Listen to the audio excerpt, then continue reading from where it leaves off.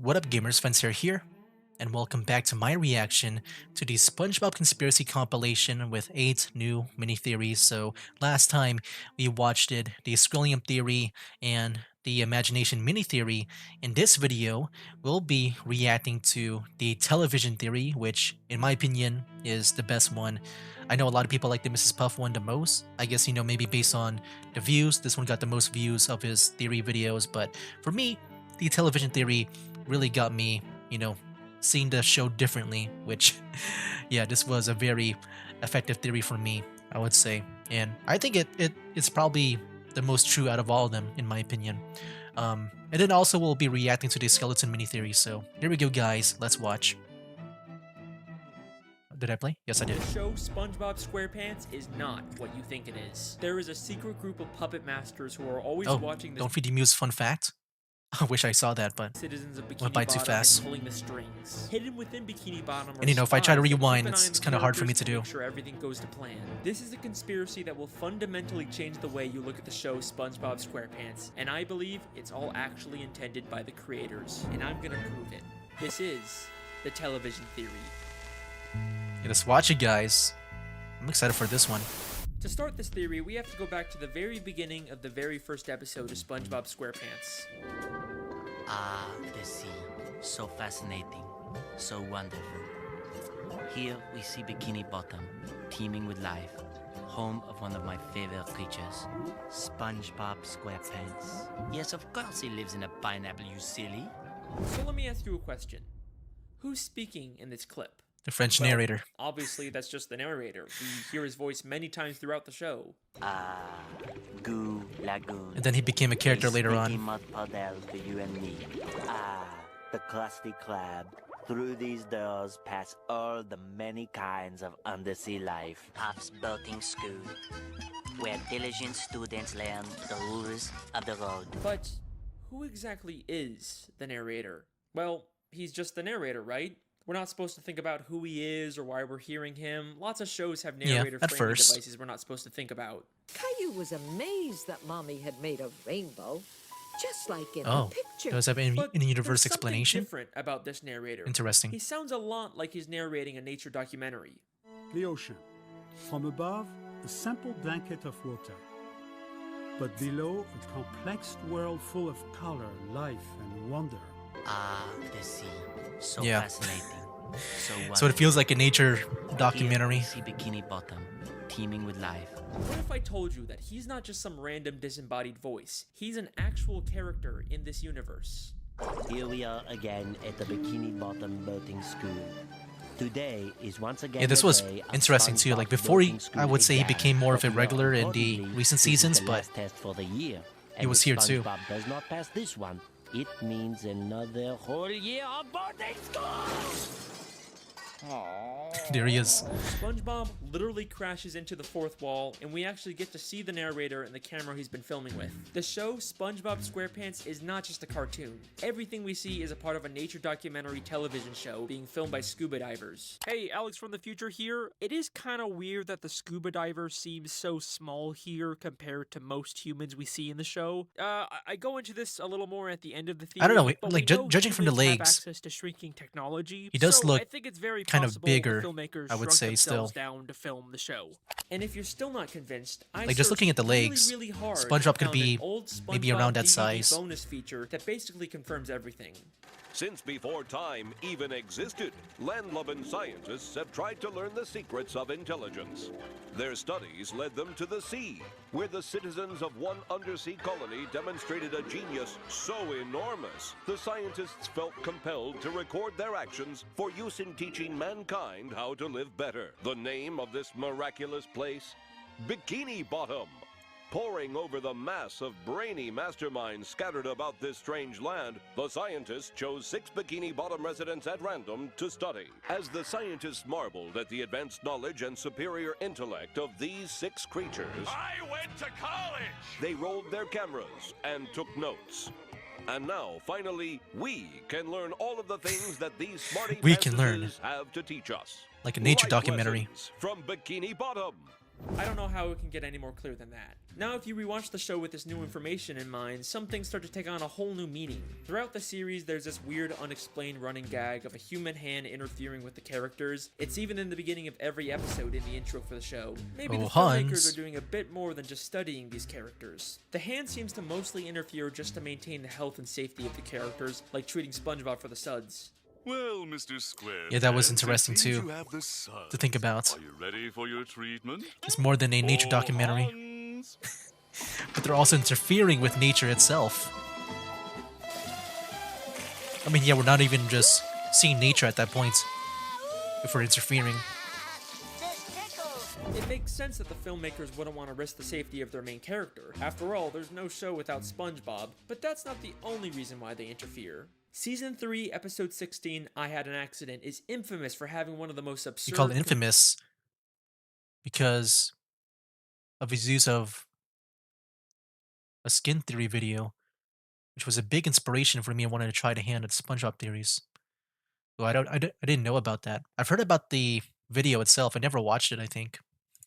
Confusing endings in the entire show. It ends with a real gorilla suddenly coming out of a Patrick costume and attacking the characters. A real gorilla? Huh?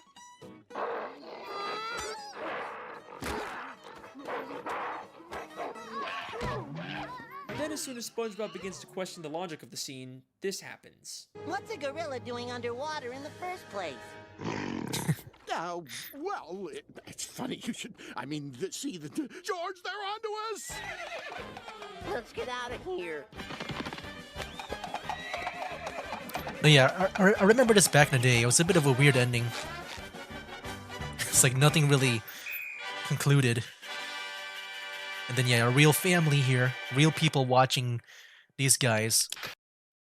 Oh yeah, that part was, interesting to think about. Because yeah, like they're trying to interfere, mess with the script and stuff.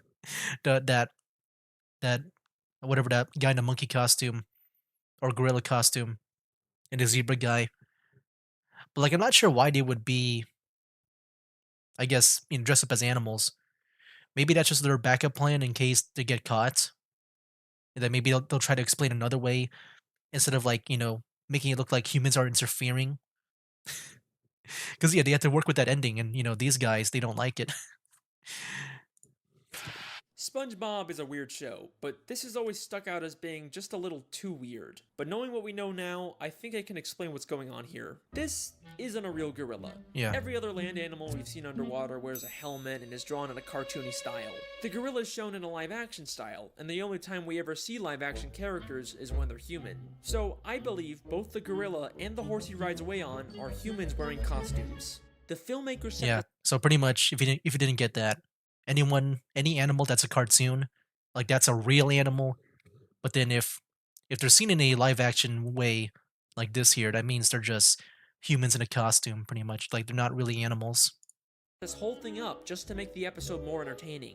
It's starting to seem like this isn't strictly a nature documentary anymore. It's more of a reality TV show made for entertainment. Who knows what other absurd elements of the show are actually put there by the filmmakers to make the show more entertaining and profitable. Although, based on the people's reaction, it doesn't always seem to pay off. But how far they had to work will with the that ending. filmmakers go to make the show more profitable? And just looking at SpongeBob, just questioning the logic of that scene.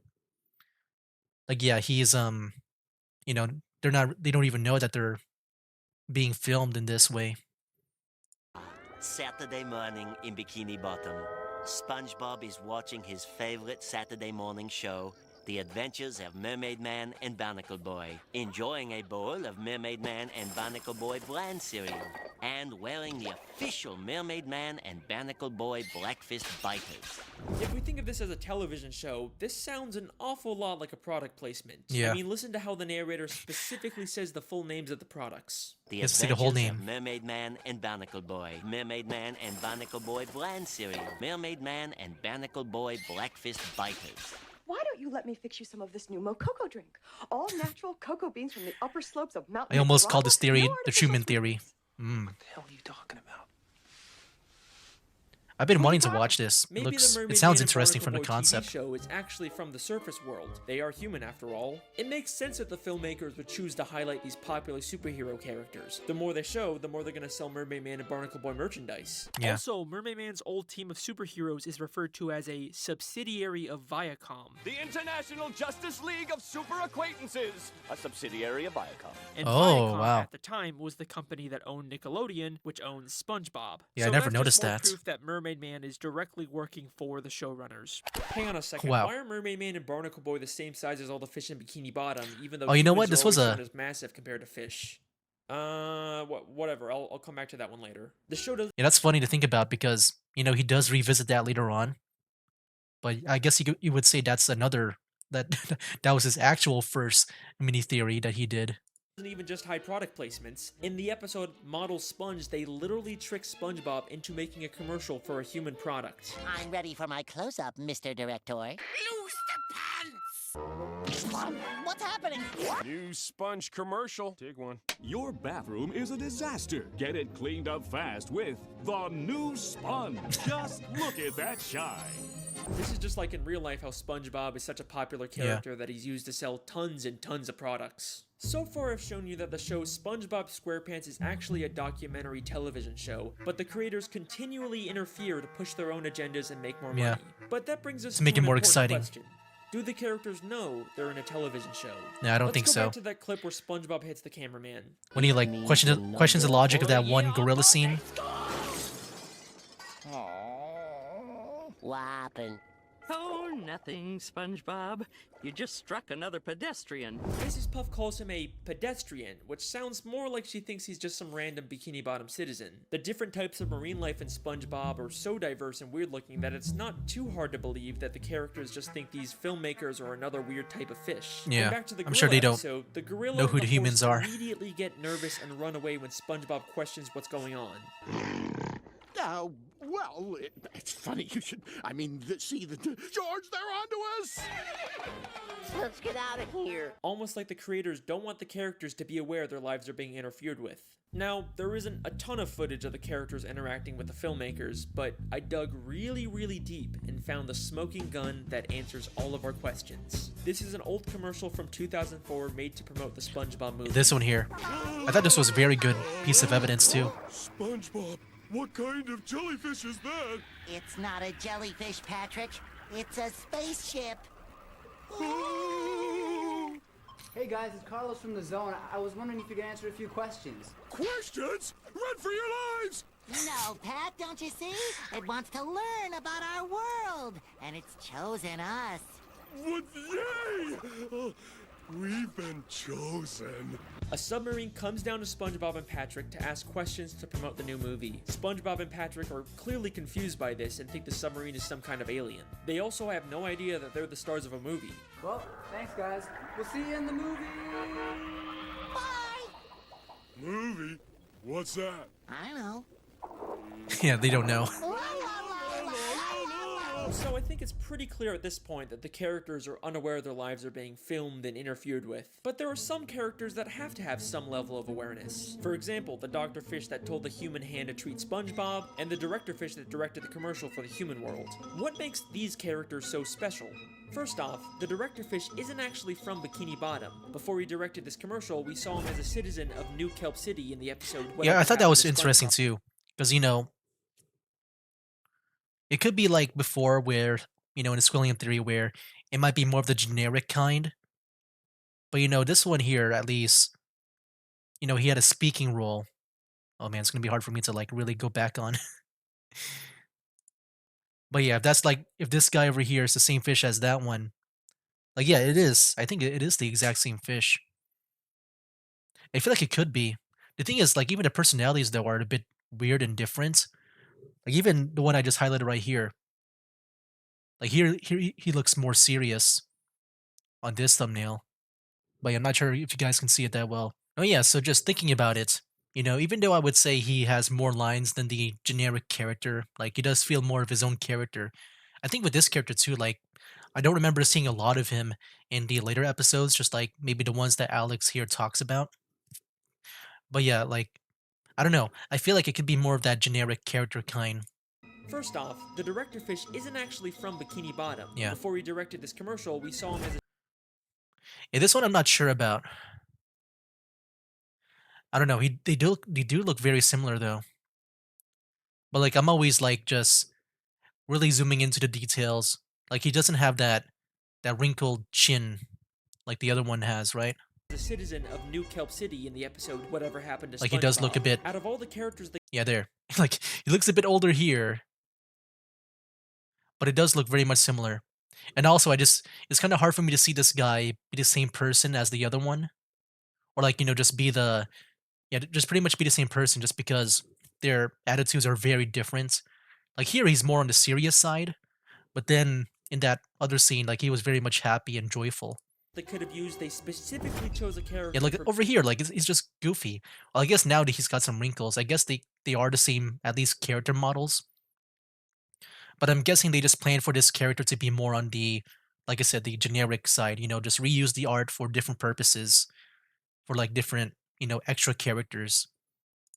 from out of town. Almost like the filmmakers didn't want to use anyone in Bikini Bottom so they wouldn't risk everyone finding out about the television show. Then there's the Dr. Fish. We don't know where he originally came from, but he's an extremely suspicious character. Yeah, he's a Usually very he's weird purple, one. But sometimes he's orange. There's like sometimes different. he's purple with He has like so many.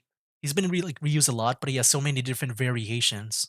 So yeah, I'm not sure about this guy. He's a bit on the weird side. hands, sometimes he's a pirate, and he bears a striking resemblance to Dr. Manowar from the Jellyfish Convention. I do think he's different from this guy though.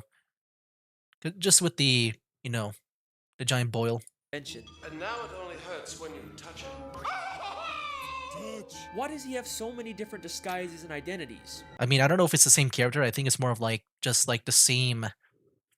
I don't know, like the same. I guess facial features maybe. It is weird that they all wear glasses though. That's a bit that's a bit weird. And like how two of them at least are doctors. What is he hiding? Okay, so this isn't directly related to the television theory, but I have something really interesting to say about this doctor. In season 14's Don't Make Me Laugh, we see the Dr. Fish wearing orange gloves, and I'm pretty sure this is like a super subtle reference to this one time that he randomly had orange arms in season 1. Actually, I just thought about it now. What if that's because I don't know, a doctor's equipment and stuff, but I thought maybe those were like, some protective gloves or something that goes all the way to the, I guess to the arms, all the way across the arms. But I don't know. It's like they're trying to retcon this old animation mistake and give it an in-universe explanation. They also did this with Perch Perkins, a side character who's notoriously switched back and forth. I forgot they also had him. I never realized he had different variations too. Wow. Dang. Between having orange and purple skin throughout the entire show. But in season 13, we get this close-up shot of him where we can see little smudges of purple makeup, implying his inconsistent colors was always him just wearing makeup. It's like the creators are telling us that little details matter, even things that are hold on. just animated. Maybe I don't think it's like what I said. Oh wow, if it's like that. No, yeah, I can see them being actually the same character. Mistakes have explanations in the lore of this show. Okay, sorry for the tangent. I just thought that No, yeah, I really think that was a interesting. really good piece of evidence. I do think I am more on Alex's side now. I am more on his side. Back to the theory, I believe hidden throughout Bikini Bottom are spies like this who are aware they're in a television show and keep tabs on the main characters and make sure everything goes to plan. There's so many suspicious characters in Bikini Bottom that it could literally be anyone. The mailman, the hot dog vendor, Old Man Jenkins, it could literally Even Old Man be Jenkins has anyone. different variations. Some people have pointed out that there's this scene with Patrick that could be implying he is a self-aware spy. Oh, that could be. I never thought about that. But since this is the only example of anything suspicious with Patrick, I think it's a little more likely that he's just too stupid to understand what he's doing here. But what if I told you that the biggest spy of all isn't some random side character? It's one of the main characters of the show. Someone who's been there from the very beginning. Someone who's not even from Bikini Bottom. Someone who's not even from the ocean. Yeah, That's Sandy. right. Sandy. This one I Cheeks. truly believe. This one I truly Sandy believe. Cheeks is the thrill-seeking Especially if you guys watch that Sandy Cheeks movie. Like, I wonder if he'll feature it here, but it does really support this like piece of evidence coming up. Scientific squirrel from Texas who lives underwater in her tree dome.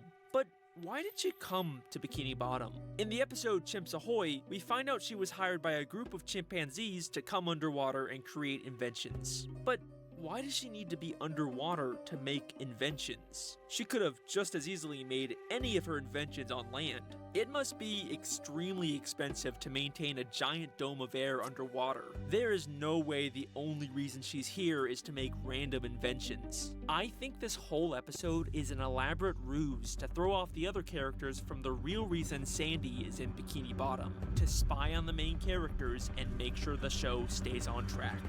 Many of the times the characters are in danger, Sandy conveniently steps in to save the day, and many of the wacky, entertaining episode plots. And you know, she's really smart, very capable. Everything she does is a calculated move to carry out the hidden agenda of the filmmakers. Her like, yeah, I'm sure she's friendship with SpongeBob there to and maintain the other characters is built on a lie. But the you're show. Probably saying Sandy is a sweet, friendly squirrel. There's no way she's behind this. You're not convinced yet? That's okay. Because what I'm about to show you is so mind-blowing, so insanely revealing, that it's actually the whole reason I decided to make this video. Get ready for the big one. Season 10, Episode 10, Feral Friends. Yeah, this one was a weird one. This entire mystery. With this one scene. During a birthday party, a green moon suddenly appears and turns everyone except Sandy into less evolved, real-life versions of themselves. Sandy is completely caught off guard by this and decides to call someone for help. And take a guess Look at Larry. who she calls. Yeah, this scene was so wild when I first watched it back then. Hello, French narrator speaking. There he is. A full character. Sandy Cheeks, how is it hanging? Oh, it's not hanging too good, Frenchie. You see, there's this... Don't say another word. I have been monitoring the behavior of the green moon all day. It's got an actual character model now. Yeah, I guess that's pretty... Not just legs. Yeah. Holy Sandy literally calls the narrator to let him know what's going on and asks for instructions on what to do next. She has been working with him the entire fucking time. He even has a picture of her on his desk. I think he just added some sensors there too.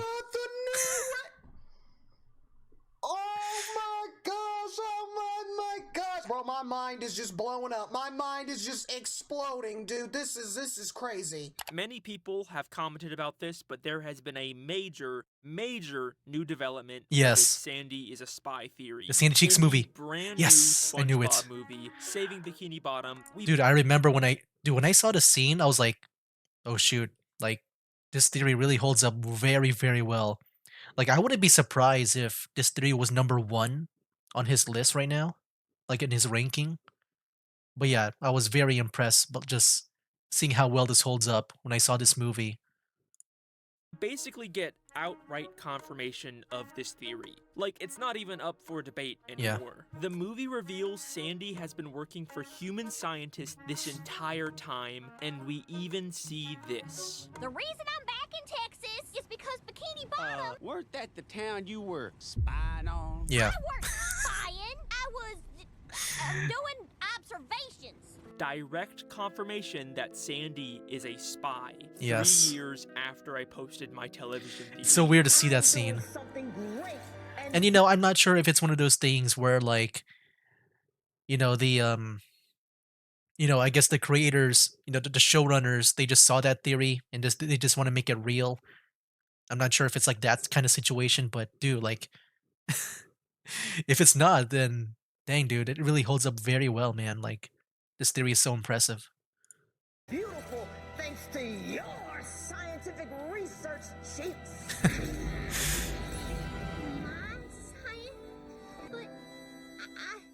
There's even recordings too. It does seem like she didn't know the full extent of what was happening. I didn't know they were using me to spy on Bikini Bottom.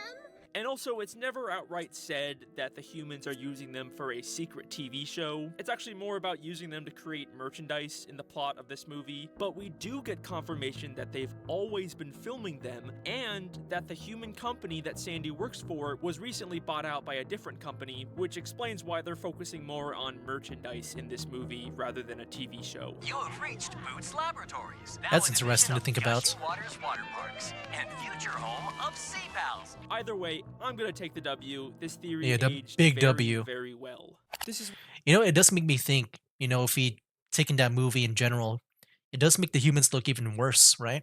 I don't know why they would do that. Like the creators in the in the SpongeBob universe, the humans there, because then why would they make this movie unless this movie is not made for the humans? This is where I originally planned on ending the video, but there is still one small issue with the television theory. Just one nagging plot hole that contradicts everything. If this is all a television show filmed by scuba divers, then how are we seeing inside the buildings? It's not like any of the humans filming the show could fit inside them. Actually, use shrinking tech that could probably then they probably could. Honestly, any impossible shot you can think of could be solved by one of Sandy's inventions. That is true. I remember one episode. I forgot if he mentioned it here. I remember one episode where Sandy was just doing an experiment on uh, SpongeBob and Patrick, and that's when she would like secretly plant all these cameras because if they know that they're on camera, then SpongeBob and Patrick would not act like themselves. So at one point in the episode, she just secretly plant these cameras in SpongeBob house, yeah, his house. And I feel like, because she also works for the humans, that, I'm sure she can find ways to secretly have these shots around. It's the one annoying thing that keeps this theory from being complete. I mean, the most logical explanation is that they have hidden cameras inside of everyone's homes, but we never really see anything like that. But yeah, this too, like, Holy that can happen too. It is weird though, like, I guess with my, like, what I just said right now, I'm not sure if that holds up because later on we do see Sandy. I don't know if she wants to film herself doing what she does right now. Episode 24, Truth or Square, the SpongeBob 10th anniversary special where they reveal lots of stuff about the characters. But the most damning piece of evidence comes from when the characters get lost in the Krusty Krab vents and end up in a room full of monitors showing live footage of all of their homes.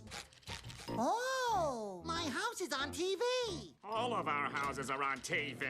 Just walks away. Mr. Krabs, why do you have cameras watching us? Oh, I just want to make sure you all floss after every meal. Thank you, Mr. Krabs. Dental hygiene is very, very important.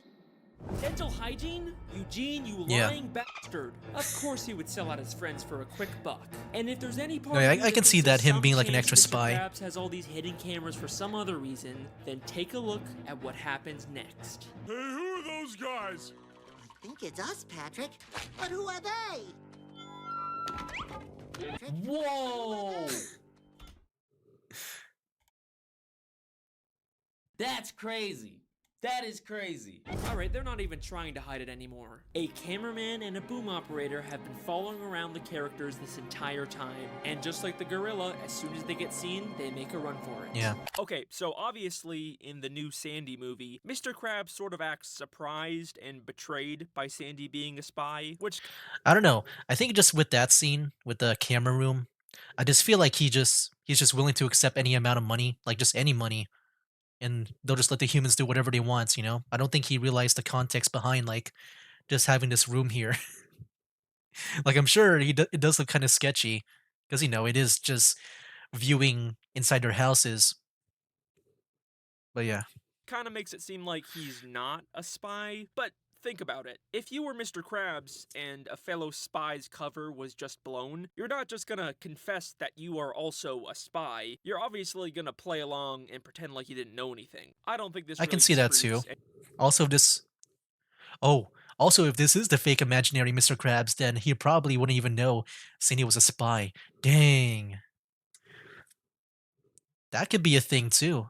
I'm not sure what happened first, like the... Yeah, that's interesting to think about too. anything here. The case is closed. The television theory is something the show has consistently alluded to from the very first episode to the newest episodes. Maybe one day the show will actually directly address it and our characters will discover the real truth about their world. Did they finally But addressed it? regardless, I'm that's guessing... my theory. I hope you guys enjoyed. I mean, yeah, Whoa, I feel like it hang on a does. second. You thought I forgot about the Mermaid Yep. Man and Barnacle Boy thing, didn't you? Alright, here's a quick bonus theory. Oh yeah, I guess this one already kind of had a bonus mini theory. Yeah. I'll still do a new proper mini theory after this, so don't worry. Mermaid Man and Barnacle He Boy has were two another mini superheroes theory that here, fought but this one crime is fast. underwater and protected the sea from evil. Whether or not they actually did this or was all staged for television isn't clear, but they both spent their lives underwater until they became old and retired. But after spending so much time under the sea, they no longer fit in with human society. Plus, Mermaid Man is clearly dealing with some form of dementia and PTSD from fighting evil. But you can't retire. There's evil afoot. Evil.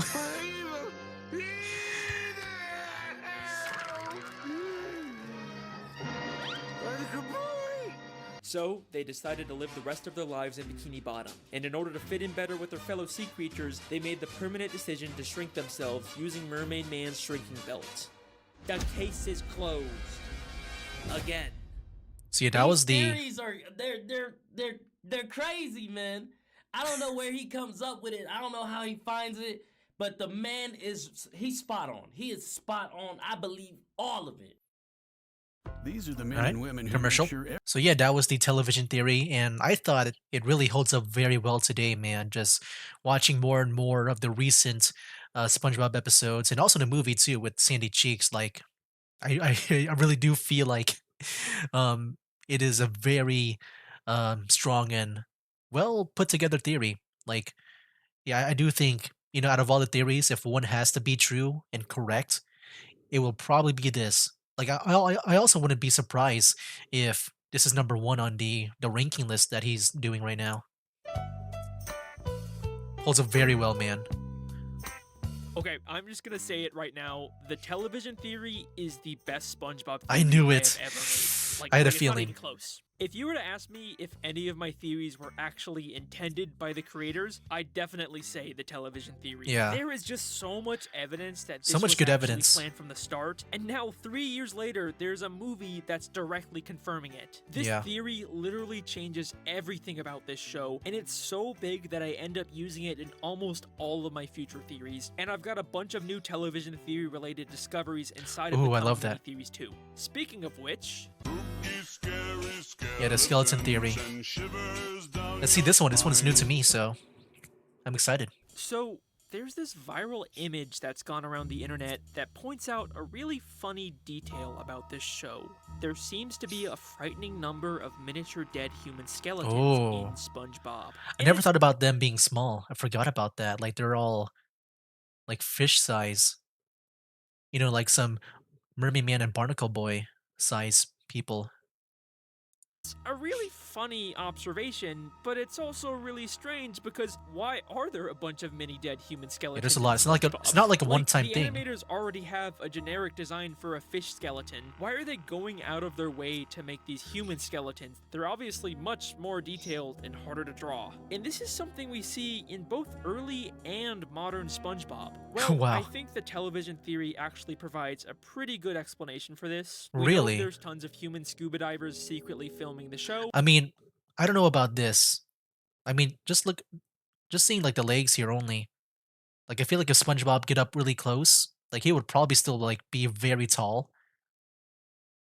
And it even looks like some of them are fish-sized. And we know there is shrinking technology in this show. So, like I've already said, I think it's fair to assume that humans shrunk themselves down to better film these characters undetected. Which explains why we see so many Yeah, tiny it could be human them. skeletons. They're the crew members who sadly passed away during the filming of SpongeBob. They are deep underwater after all. It's not the safest place for humans to be. And Yeah. that's about all I had to say about this topic. It's not actually Is it really? that interesting. I probably wouldn't have even No, bothered there's more. making this separate mini theory if it wasn't for a very interesting piece of SpongeBob history that was recently made public. The original Recent? SpongeBob Pitch Bible, the document created by Steven Hillenburg in 1997 is this to pitch the Sponge show Boy? to Nickelodeon, was just recently finally made available to the public. Yeah, Sponge And Boy it is Ahoy? full of fascinating I think that's what they early called it. ideas and concept art for the show. But what's interesting Wow, this is cool to me see. is that much like the show itself, the Pitch Bible is presented like a fictional fictional in-universe report from a team of deep-sea divers discovering Bikini Bottom for the first time. An Oh. afternoon descent into the deep crystalline gulf, which plummets from the island's coral base, revealed the natural wonder which had so long eluded the eyes of mankind. We had indeed found SpongeBoy, which was the original name Yeah. for SpongeBob. There before us, glistening in the glow of our dive lamps, sat a submerged treasure unlike any other in the world. We were afforded a first-hand glimpse into the character of SpongeBoy